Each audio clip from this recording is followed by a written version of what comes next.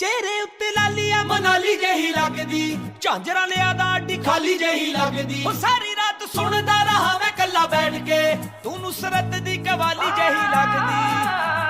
तुम्हें दिल लगी भूल जानी पड़ेगी, मोहब्बत की राहों में आके हो सारी रात सुनदा रहा मैं कल्ला बैठ के, तू नुसरत दी कवाली जही लगदी। हो सानू लगे रोग दी दवाई हो रहा, जिथे साडी पक दी तबाही हो रहा।